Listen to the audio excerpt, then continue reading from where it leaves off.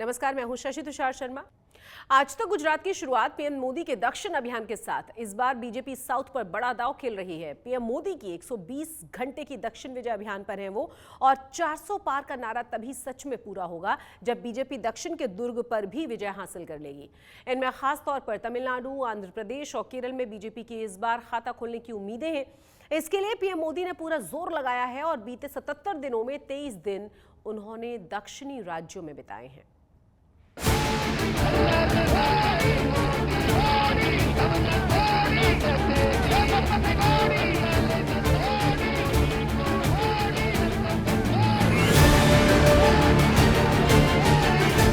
4 जून को 400 पार।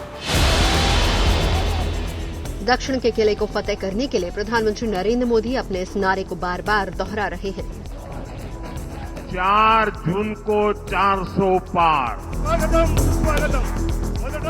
इस नारे को दोहराने के पीछे प्रधानमंत्री मोदी का मकसद दक्षिण में पार्टी की सियासी जमीन को मजबूत करना भी है, ताकि लोकसभा चुनाव में इसका फायदा मिल सके।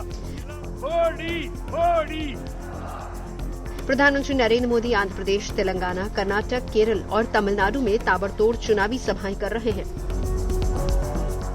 शनिवार 16 मार्च को चुनाव की तारीखों के ऐलान के बाद रविवार 17 मार्च से प्रधानमंत्री मोदी लगातार दक्षिण भारत में डटे हुए हैं।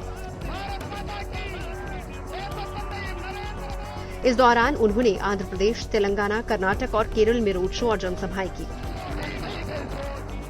केरल के पलक्कड़ में भी आज प्रधानमंत्री मोदी ने रोड शो किया। पीएम मोदी के चुनाव प्रचार को लेकर केरल में बीजेपी की उम्मीदें बढ़ी हुई हैं। Modi guarantee is the big campaign agenda in this election. People expect that Modi can give development and prosperity to Kerala. So this is the common public's desire. So people will vote for us. This time we will get a big number of seats in Kerala. Kerala के पलक्कड़ के अलावा आज प्रधानमंत्री मोदी ने तमिलनाडु के सेलम में भी एक रोड शो किया। यहां चुनावी रैली को संबोधित करते हुए प्रधानमंत्री ने एक बार फिर से 400 पार का जिक्र किया। अब की बार 400 पार। आखिर प्रधानमंत्री नरेंद्र मोदी 400 पार का नारा क्यों दे रहे हैं, ये भी उन्होंने अपने संबोधन में साफ किया। डेवलप भारत के लिए 400 पार, डेवलप तमिलनाडु के लिए 400 पार, मॉडर्न इंफ्रास्ट्रक्चर के लिए, थर्ड लार्जेस्ट इकोनॉमी के लिए, आत्मनिर्भर भारत के लिए, फार्मर वेलफेयर के लिए, फिशरमैन की समृद्धि के लिए, फिशरमैन की सुरक्षा के लिए 400 पार। अब की बार प्रधानमंत्री मोदी अपनी प्राथमिकताएं गिनाते हुए दक्षिण भारत के मतदाताओं से एनडीए के लिए वोट करने की अपील कर रहे हैं। प्रधानमंत्री मोदी की सेलम सभा की खास बात ये रही कि मंच पर पीएम के यानी पट्टाली मक्कल काची पार्टी के अध्यक्ष अंबुमणि रामदास न केवल दिखे, बल्कि प्रधानमंत्री मोदी का स्वागत करते भी नजर आए।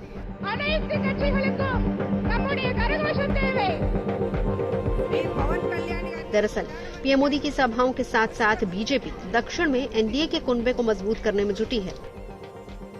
तमिलनाडु में रामदास की पार्टी के साथ बीजेपी का गठबंधन किया गया है। तमिलनाडु की कुल 39 लोकसभा सीटों में से पीएमके को 10 सीटें दी गई हैं, जबकि बीजेपी 29 सीटों पर चुनाव लड़ेगी। We are happy that we have joined the NDA in Tamil Nadu for a change.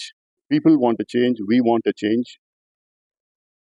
And our Prime Minister, Honorable Modi ji, will definitely become the Prime Minister for the third time in India and take India to greater heights. आपको ये भी बता दें कि PMK Tamil Nadu की क्षेत्रीय party है। तमिलनाडु विधानसभा में पीएमके चौथे नंबर की पार्टी है और उसके 5 विधायक हैं। प्रधानमंत्री नरेंद्र मोदी की दक्षिण भारत पर जोर देने की खास वजह है। दरअसल दक्षिण के 5 राज्यों तेलंगाना, आंध्र प्रदेश, कर्नाटक, केरल और तमिलनाडु में पिछले लोकसभा चुनावों में बीजेपी को ज्यादा कामयाबी नहीं मिली थी। दक्षिण के 5 राज्यों में कुल मिलाकर लोकसभा की 129 सीटें हैं। उनमें से 2019 में बीजेपी को 29 सीटों पर ही जीत हासिल हुई थी। कर्नाटक के 28 में से 25 और तेलंगाना की 17 में से 4 सीटों पर बीजेपी ने पिछले चुनाव में जीत हासिल की थी।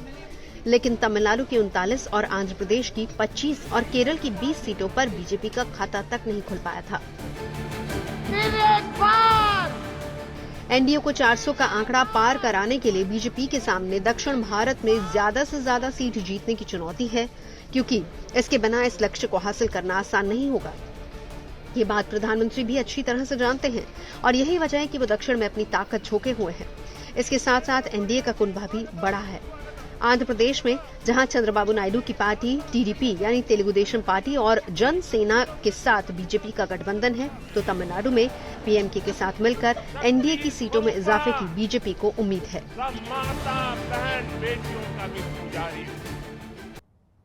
बीजेपी के शामली के बीजेपी विधायक केतन ईमानदार ने मंगलवार को विधानसभा अध्यक्ष को अपना इस्तीफा भेजा है और गुजरात बीजेपी में खलबली मचा दी है। हालांकि गुजरात बीजेपी अध्यक्ष से मुलाकात के बाद शाम होने से पहले ही उन्होंने अपना इस्तीफा वापस लेने का भी ऐलान कर दिया था। आपको बता दें कि केतन इनामदार के इस्तीफे की सियासत से वडोदरा बीजेपी की अंदरूनी लड़ाई अब खुलकर चर्चा में आ गई है।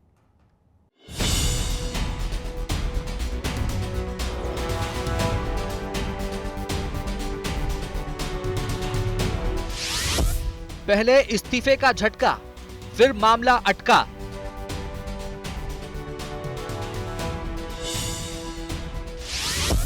गुजरात के सावली से बीजेपी विधायक केतन इनामदार का सियासी ड्रामा।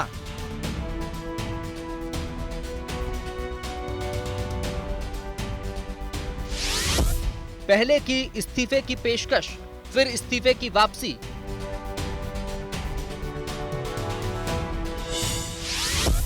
पहले भी करते रहे हैं प्रेशर पॉलिटिक्स की राजनीति। गुजरात में ऑपरेशन लोटस चलाकर विपक्ष में खलबली मचाने वाली गुजरात बीजेपी में ही मंगलवार सुबह खलबली मच गई। वडोदरा के सावली विधानसभा क्षेत्र के विधायक केतन इनामदार ने 2:30 बजे रात मेल से अपना इस्तीफा विधानसभा अध्यक्ष को भेजकर हड़कंप मचा दिया। मीडिया ने कारण जानने की जब तक कोशिश की, तब तक केतन को गांधीनगर से गुजरात भाजपा अध्यक्ष सीआर पाटिल का बुलावा आ गया। गांधीनगर में सीआर पाटिल के निवास स्थान पर हर्ष संघवी, शंकर चौधरी समेत नेताओं की मौजूदगी में केतन इनामदार से बात हुई। समझा बुझाकर उनकी नाराजगी दूर की गई और 12 घंटे के अंदर केतन इनामदार ने अपना इस्तीफा वापस लेने का भी ऐलान कर दिया। भविष्य में ऐसा नहीं होने का भी भरोसा दिया। मैंने इस्तीफा दिया था और इस्तीफा के मेरे लेटर में भी मेरे दिल की बात मैंने रखी थी कि जो बात मैंने इस्तीफा दिया है मेरे को कुछ बात हजम नहीं हो रही थी और वो मैंने रख दी और बाद में मैं एक्शन में भी आ गया और डायरेक्ट मैंने इस्तीफा दे दिया। और जो भी बात थी मैंने मेरे प्रदेश अध्यक्ष, मेरे प्रभारी मंत्री श्री और मेरे संगठन महामंत्री से बात की। उन्होंने मेरी बात दिल से सुनी है। उसके लिए उन्होंने किया जो भी बात मेरी रखी हुई उन्होंने पॉजिटिवली मेरे को आंसर भी दिया है और आगे ऐसे कोई भी जो बातें होती है तो ऐसे नहीं होएगी उसको उन्होंने मेरे को बोला भी है। એના માટેનો પ્રેમ એ હંમેશા એમના મનમાં હોય છે અને એને જ જાગૃત કરતા તેમને મિસઅન્ડરસ્ટેન્ડિંગ અને ખાસ કરીને જે કોઈ વિષયો હતા તેમાં એમને જે એમની લાગણી રજૂ કરેલી હતી એ લાગણી જોડે જોડે એ જ નગરજનોની સેવામાં એમને હજી વધુ મજબૂતાઈથી કઈ રીતે કામગીરી કરી શકાય અને સરકારના બી જે કઈ પ્રશ્નો હોય સંગઠન જોડે જે કઈ એમની જે લાગણી હતી એ બી। दरअसल 2022 के विधानसभा चुनाव में कांग्रेस के जिस उम्मीदवार कुलदीप सिंह राउल जी ने 2 बार के एमएलए केतन इनामदार के खिलाफ चुनाव लड़ा था, उस कुलदीप सिंह राउल जी को न सिर्फ भाजपा में शामिल किया गया बल्कि लोकसभा चुनाव के लिए सावली सीट से प्रभारी बना दिया गया। केतन राउल जी के बीजेपी में ही आने से नाराज थे और जब उन्हें प्रभारी बना दिया गया तो मामला प्रतिष्ठा की लड़ाई का बन गया। कहा जा रहा है कि प्रेशर पॉलिटिक्स की राजनीति में माहिर केतन इनामदार ने इसलिए इस्तीफे की पेशकश कर दी। केतन को वडोदरा की सांसद और लोकसभा की उम्मीदवार रंजन बेन भट्ट का भी करीबी माना जाता है। जहां रंजन बेन ने इस्तीफे पर गोलमोल प्रतिक्रिया दी, वहीं पिछले विधानसभा चुनाव में टिकट कटने से नाराज 6 बार के विधायक मधु श्रीवास्तव ने भी जमकर भड़ास निकाली। મીડિયાના માધ્યમથી જ સવારે ખબર પડી કે કેતનભાઈ રાજીનામું આપ્યું છે. 2 દિવસ પહેલાં જ એમણે કાર્યકર્તા સાથે ભેગા કરીને સત્કારનો મારો કાર્યક્રમ રાખ્યો હતો. રોજે ટેલિફોનિક પણ અમે વાતચીત કેવી રીતના વિધાનસભામાં જિલ્લા પંચાયત અને બૂથ લેવલે કામગીરી કરવી એની પણ વાતચીત થતી હતી. પણ આ વાતની ક્યારેય વાત થઈ નથી. એટલે મને બિલકુલ હું અજાણ છું આ વાતની કે કેતનભાઈ રાજીનામું મૂક્યું. સવારમાં આપ મીડિયાના માધ્યમથી જ મને જાણકારી માટે કહેવું મુશ્કેલ છે, કારણ કે રાજીનામું આપનારને પૂછો તો જ એનો ખબર પડે કે શાના માટે આપ્યું છે. પરંતુ જે કંઈક થયું છે એ બહુ ખોટું થયું છે, કારણ કે કેતનભાઈ ભારતીય જનતા પાર્ટીના એક ઘનિષ્ઠ કાર્યકર અને અમારા ધારાસભ્ય છે, લોકનાયક, લોકોની વચ્ચે રહેનારા ધારાસભ્ય છે. ત્યારે પાર્ટીમાંથી અમારા જેવી ખબર પડી એટલે તરત જ અમારા પ્રભારી આદરણીય રાજેશભાઈ પાઠકને ત્યાં મોકલ્યા છે અને એમને મનાવી દેવા માટેની વાત પણ કરી. वडोदरा बीजेपी में सब कुछ ठीक नहीं है, ये तो साफ है, क्योंकि रंजनबेन भट्ट की उम्मीदवारी का भी कई पार्टी नेताओं ने विरोध किया था. फिर कांग्रेस के कुलदीप सिंह राहुल जी के आने से तल्खी और बढ़ गई. फिलहाल सीआर पाटिल ने विरोध की चिंगारी तो दबा दी है. अब आगे क्या होता है ये तो वक्त ही बताएगा. गांधीनगर से अतुल तिवारी के साथ आज तक ब्यूरो. आज कुल मिलाकर आज का दिन गुजरात बीजेपी के लिए अच्छा ही रहा है. जहां केतन इनामदार के इस्तीफे से पहले बीजेपी खेमे में खलबली मची, तो वहीं शाम होने से पहले मामला पूरी तरह से सुलझ गया. और इस तरह से बीजेपी कैंप में एक साथ कई नेता, अभिनेता और पूर्व सैनिक संगठन के लोगों ने आने पर खुशी भी जाहिर की. सीआर पाटिल की मौजूदगी में पूर्व कांग्रेस विधायक जोईता पटेल, लेवबजी ठाकुर, गुजराती फिल्म जगत से जुड़े भुवाजी सन्नी, सचिन पांड्या, हकाभाई कंचन ठाकुर, राजू देसाई, संजय देसाई और पूर्व सैनिक संगठन के प्रमुख जितेंद्र नीमावत समेत कई पूर्व सैनिक ने बीजेपी की सदस्यता ली है. महामंत्री श्री विनोदभाई, महामंत्री और पूर्व राज्य कक्षा गृहमंत्री श्री रजनीभाई, आज देश में एक विकास वातावरण है. सर्वांगी विकास की व्याख्या શું હોઈ શકે એ આદરણીય પ્રધાનમંત્રી શ્રી નરેન્દ્રભાઈ મોદી સાહેબે આખા દેશને અને દુનિયાને બતાવ્યું છે. ફક્ત ઇન્ફ્રાસ્ટ્રક્ચર, રોડ બની જાય કે પાણી આપી દો કે લાઇટ ચાલુ થઈ જાય એટલું પૂરતું નથી, પરંતુ સર્વાંગી વિકાસ થાય એના માટેના જે પ્રયત્નો કરવાના છે એના સફળ પ્રયત્ન કરીને પરિણામ સુધી લઈ જવામાં આજે આદરણીય પ્રધાનમંત્રી શ્રી નરેન્દ્ર મોદી સાહેબ પહોંચ્યા છે.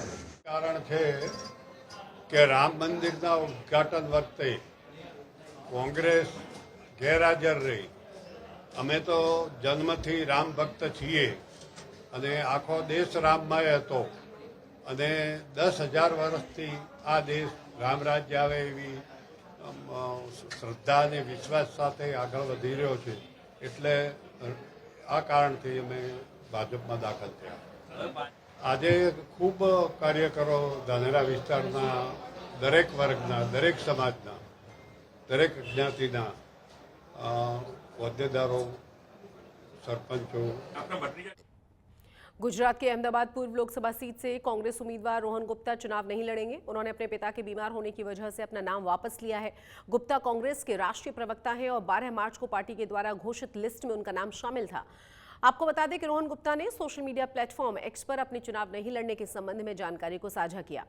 रोहन गुप्ता ने गुजरात कांग्रेस अध्यक्ष शक्ति सिंह गोहिल को अपने नाम वापस लेने की जानकारी देते हुए अपने पत्र की एक तस्वीर भी पोस्ट की है. आपको ये भी बता दें कि गुजरात की सभी 26 सीटों पर एक ही चरण में 7 मई को मतदान होने हैं और 12 अप्रैल से नामांकन की प्रक्रिया शुरू हो जाएगी, जबकि नामांकन दाखिल करने की आखिरी तारीख होगी 19 अप्रैल. नामांकन वापस लेने की आखिरी तारीख 22 अप्रैल है. तो मेरे लिए मेरी राजनीतिक करियर, मुझे मालूम है कि टिकट को मैं अनादर की बात नहीं करूंगा. मैं मेरी परिस्थिति के कारण जब मैं नहीं लड़ने का फैसला किया उसका असर मेरी राजनीतिक करियर पर मुझे मालूम है. पर जब पिता के सामने आप देखते हो, उनको देखते हो कि वो अनकॉन्शियस, मुझे नहीं लगता है कि कोई भी प्रकार की लालच आपके पिता से ज़्यादा हो सकती है. मेरा प्योरली व्यक्तिगत निर्णय है और मैंने इसीलिए मेरे उसमें भी कहा कि जो भी व्यक्ति को पार्टी टिकट देगी उसको तन मन धन से मैं पूरी तरह से उनका समर्थन करूंगा. तो ये प्योरली, इसमें कोई राजनीति को ना जोड़ा जाए. मेरा व्यक्तिगत डिसीजन है, परिवार को बचाने का डिसीजन है. अभी भी पिताजी हमारे ICU में है, अभी उनका 25% ही पंपिंग, 25% हार्ट पंपिंग का है। लेकिन उनके पिताश्री की 2-3 दिन से तबीयत नातुंदरस्त थी, वो बीमार थे, हॉस्पिटल में एडमिट थे। कल उनकी एक तबीयत ज़्यादा बिगड़ने लगी, जाइडस कैडिला हॉस्पिटल में उनको आईसीयू में एडमिट करना पड़ा और उनकी परिस्थिति बहुत ज़्यादा ही क्रिटिकल हो गई थी। तो स्वाभाविक तरीके से मैं मानता हूं कि राजनीतिक एक अलग चीज़ है और एक पिता होते हैं वो एक अलग चीज़ है। जब एक पिता की तबीयत इतनी गंभीर और क्रिटिकल सिचुएशन में हो और ऐसी परिस्थिति के अंदर उनको परिवार में जो फेस करने की जो परिस्थिति जो निर्माण हुई है, तो उसके आधार पर उन्होंने ट्वीट करके ये कहा है कि भाई मेरे पिता की तबीयत जो है वो बहुत क्रिटिकल है और बहुत ख़राब है और इन परिस्थितियों में अभी इलेक्शन नहीं लड़ूंगा। सूरत पुलिस ने सेक्स रैकेट के एक खतरनाक गिरोह का पर्दाफाश किया है और इस रैकेट से जुड़े हुए लोग अपना धर्म और नाम छुपाकर लड़कियों को पहले अगवा कर लिया करते थे, फिर उनसे जिन्स फिरोशी के व्यापार में उन्हें लगा दिया करते थे। इस रैकेट का पता तब चला जब सूरत के 2 अमरोली थाना क्षेत्र से अगवा 14 साल की नाबालिग लड़की के माता पिता ने थाने में शिकायत को दर्ज करवाया। पुलिस तफ्तीश में पता ये चला कि ब्यूटी पार्लर में काम दिलाने का झांसा देकर 26 साल का मोनिरा खातून, जो खुद का नाम ज्योति हल्दर बताया करती थी, लड़की को राजस्थान ले गई थी और उसे जिस्म फरोशी के धंधे में धकेल दिया था। पुलिस ने इस गिरोह के मास्टरमाइंड मौला मुनव्वर मौला सालोम और उनकी पत्नी मोहिला मौला उर्फ रिया सैदुल मौला मुनव्वर, राहुल रामस्वरूप ट्रेलर, सलीम कुरैशी और आरिफ सादिक खान को गिरफ्तार कर लिया है राजस्थान से। आज तक गुजरात की इस बुलेटिन में आज के लिए बस इतना ही, लेकिन देश और दुनिया की तमाम बड़ी और अहम खबरों के लिए आप देखते रहिए आज तक।